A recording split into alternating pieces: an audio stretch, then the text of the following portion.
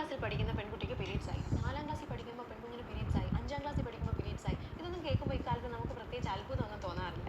അങ്ങനെ ഇരിക്കുകയും എന്തുകൊണ്ടാണ് നമ്മുടെ പെൺകുഞ്ഞുങ്ങൾക്ക് ഇത്രയും നേരത്തെ പീരീഡ്സ് ആകുന്നത്, അഥവാ അവർ മെനാർക്കി അറ്റൈൻ ചെയ്യുന്നത് എന്തുകൊണ്ടാണെന്ന് ചോദിച്ചാൽ, ഉറപ്പായിട്ടും നമ്മുടെ മാറി മറിഞ്ഞു വരുന്ന ജീവിത സാഹചര്യങ്ങളും ജീവിത ശൈലിയും ആഹാര രീതിയും അത് കാരണം ഉണ്ടാകുന്ന അമിതവണ്ണവും എല്ലാം ഇതിന് കാരണം ഹേതുക്കൾ തന്നെയാണ്.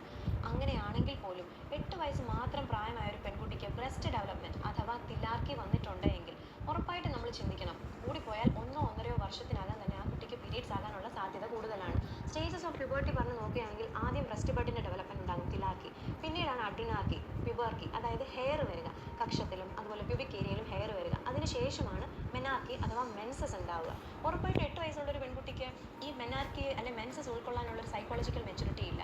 അതുമാത്രമല്ല, ആ കുട്ടിയുടെ അച്ഛൻ്റെയും അമ്മയുടെയും ഹൈറ്റിൻ്റെ ആവറേജ് വെച്ചിട്ട് നോക്കുമ്പോൾ ആ പെൺകുഞ്ഞ് അറ്റൈൻ ചെയ്യേണ്ട ഒരു ഹൈറ്റ് ഉണ്ട്, ലീനിയർ ഗ്രോത്ത്, അതൊട്ട് ആ പെൺകുട്ടിക്ക് കിട്ടത്തുമില്ല. കാര്യം പീരീഡ്സ് ആയി കഴിഞ്ഞാൽ കൂടിപ്പോയി 2-3 വർഷം മാത്രമേ ലീനിയർ ഗ്രോത്ത് അഥവാ ഹൈറ്റ് വയ്ക്കുന്നുള്ളൂ.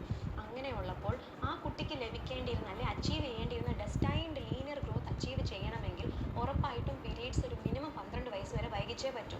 അങ്ങനെ ഇരിക്കലെ പേരൻസ് ആയ നമ്മൾ എന്താ ചെയ്യേണ്ടത്, ഉറപ്പായിട്ടും 8 വയസ്സുള്ള ഒരു പെൺകുട്ടിക്ക് തിലാർക്കി അഥവാ ബ്രസ്റ്റ് ഡെവലപ്മെൻറ്റ് വന്നു തുടങ്ങിയെന്ന് ശ്രദ്ധയിൽപ്പെട്ടാൽ ഉറപ്പായും ഒരു പീഡിയാട്രിക് എൻഡോക്രൈനോളജിസ്റ്റിനെ ഒരു പീഡിയാട്രീഷ്യനെയോ കൊണ്ട് കാണിച്ച് ആ കുട്ടിയുടെ ബ്രസ്റ്റ് ഡെവലപ്മെൻറ്റ് തന്നെയാണ്, അല്ല യൂട്രസിലും എൻഡോമെട്രിയൽ തിക്നെസ് 2 മില്ലിമീറ്റർ കൂടുന്നില്ല എന്നുള്ളത് ഉറപ്പിച്ച്, അഥവാ അതിനുള്ള സൈക്കോളജിക്കൽ മെച്യൂരിറ്റി വരുന്നത് വരെ ആ പീരീഡ്സ് ഡിലേ ചെയ്യാനുള്ള അതിൻ്റെ ഗ്രോത്ത് സ്പർട്ട് അഥവാ ലീനിയർ ഗ്രോത്ത് അച്ചീവ് ചെയ്യാനുള്ള ഒരു സാവകാശം ആ കുട്ടിക്ക് കൊടുക്കേണ്ടതാണ്.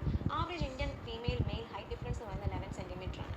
അപ്പോൾ ഉറപ്പായിട്ടും ആ പേരൻസിൻ്റെ ആവറേജ് ഹൈറ്റ് വെച്ച് നോക്കുമ്പോൾ ഒരു ±6.56 സെൻറ്റിമീറ്റർ ഹൈറ്റ് വരാനുള്ള സാധ്യത ആ കുട്ടിക്കുണ്ട്. ഒരിക്കലും അത് മൈനസ് ആകാതിരിക്കാൻ നമ്മൾ ഉറപ്പായും ഈ സ്റ്റെപ്പ് എടുക്കേണ്ടതാണ്. അതുകൊണ്ട് പീരീഡ്സിനെ ഡിലേ ചെയ്യിക്കാനായിട്ട് നമ്മുടെ കുട്ടികളെ ആക്റ്റീവായിട്ട് നമുക്ക് വളർത്താം.